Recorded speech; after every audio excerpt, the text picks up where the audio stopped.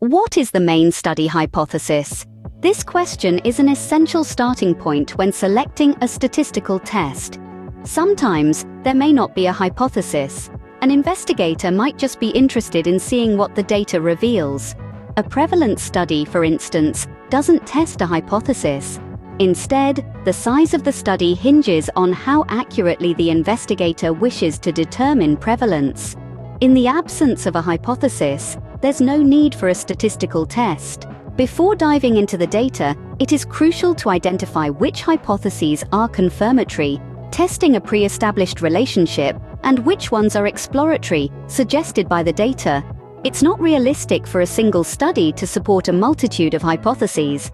A practical approach is to drastically limit the number of confirmatory hypotheses. While it's acceptable to use statistical tests on hypotheses suggested by the data, treat p-values as guidelines.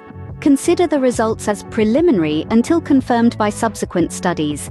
A handy tool in this context is the Bonferroni correction. It proposes that if you're testing an independent hypothesis, you should use a significance level of 0.05 divided by n.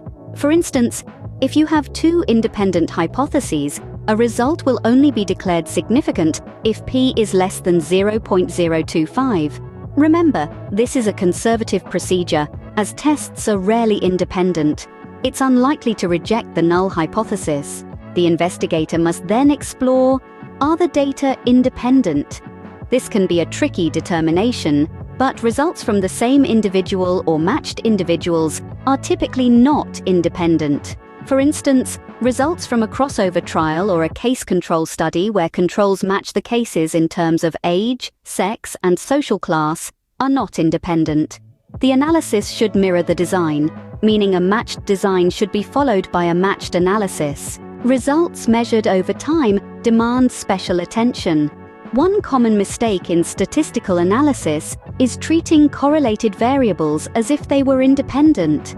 Say, for example, a study examines the treatment of leg ulcers, and some subjects have an ulcer on each leg. The study might have 20 subjects with 30 ulcers, but the number of independent pieces of information is 20. The health state of the person may influence the state of ulcers on each leg, so treating ulcers as independent observations would be incorrect. For a correct analysis of mixed paired and unpaired data, consult a statistician. The next question to address is, what types of data are being measured? The data type should determine the test used. The choice of test for matched or paired data and for independent data are outlined in Table 1 and Table 2, respectively. To summarize, selecting a statistical test involves defining the main study hypothesis, identifying confirmatory and exploratory hypotheses, applying the Bonferroni correction, determining data independence, and choosing a test based on data type. Keeping these steps in mind will simplify the process and lead to more accurate results.